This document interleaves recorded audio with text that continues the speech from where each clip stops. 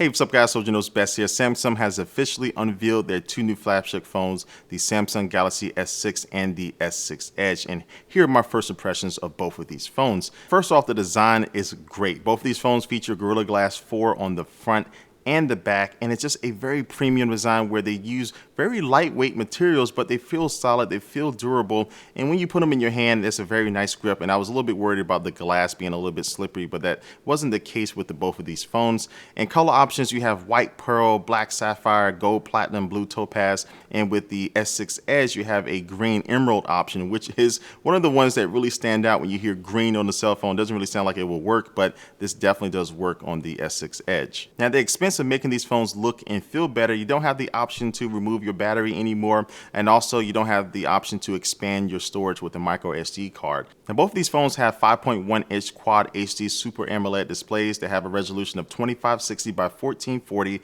and a rocking 577 ppi. But the one difference with the S6 Edge is that it's a curved display on both sides, and it looks absolutely amazing because you don't have this sharp cutoff when you're watching a video. The video can fold over, and basically it just allows you to be a little bit more immersed into what you're watching on the display. And it's just something you really have to see. I don't know if this camera could even do it justice. Once you see it in real life, you'll see all the sharp and vivid details you're able to get out of a great looking video on a great display that's on the S6 Edge. And again, it still looks just as good on the Galaxy S6, but that curved display is just something that's very unique that allows you to, again, just to get a little bit more into the content that you're watching. When it comes to battery life, the S6 has a 2,550 milliamp battery, where the S6 Edge has a 2,600 milliamp battery, but both feature wireless charging and just better compatibility with WPC and PMA wireless charging pads. So basically any charging pad out there, for the most part, you'll be able to use. And if you do want to charge it the old way by using a wire, it's going to be about 1.5 times faster than the S5. So that basically equates to, just by plugging it in for 10 minutes, you'll get about 4 hours of usage. Now, last year, Samsung introduced a fingerprint scanner with the Galaxy S5, but you had to swipe your finger down, which really wasn't the best method. But now they improved that by allowing you just to have to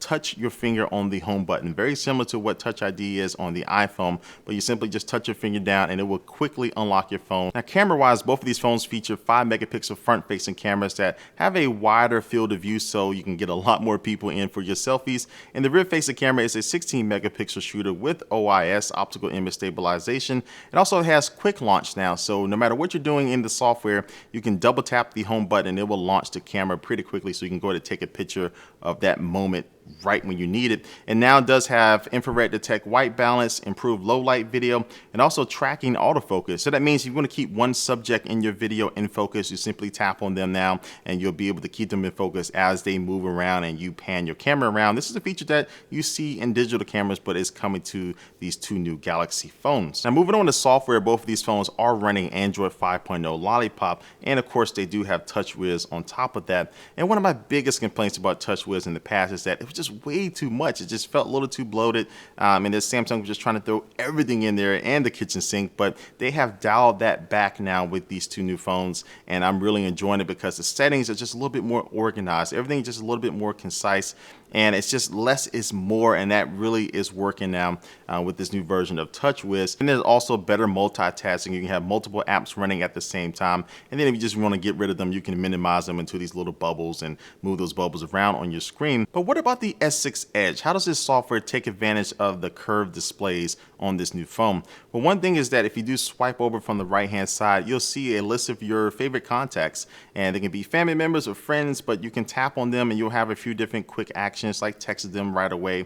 And also you can assign them different colors. Now, why would you want to assign them a color? Well, with the S6 Edge, if you were to place it face down on the desk and you walk away and somebody was to send you a text message, it will light up in red or blue, whatever colors you assign to them, so you can know exactly who's trying to contact you without having to run over to your phones. And real quick, a couple extra things. Samsung will be releasing an updated version of their Gear VR that will work with the S6 and the X6 Edge. And also they announced Samsung Samsung Pay, which is a mobile payment system that doesn't require one of those NFC terminals. You can actually use it with the conventional magstripe terminals, which are pretty much everywhere that you use to swipe your credit card. So Samsung has more information about that, and they'll be releasing that later on in the summer. And so with this hardware and the software, Samsung is really trying to make a statement that they're here to stay, that they're going to continue to be innovative. And again, just with my little time with both of these phones, it looks like they're on the right track. And I think they do have two winners on their hands. But again, these are just my first impressions of these two phones. They launched worldwide on April the 10th. But stay tuned for more coverage, and definitely leave a comment down below what you think about these two phones. They've been talked about for a while. I'm interested to see what you think about them. But like always, thanks for watching this video, guys, and I will catch you later. Peace.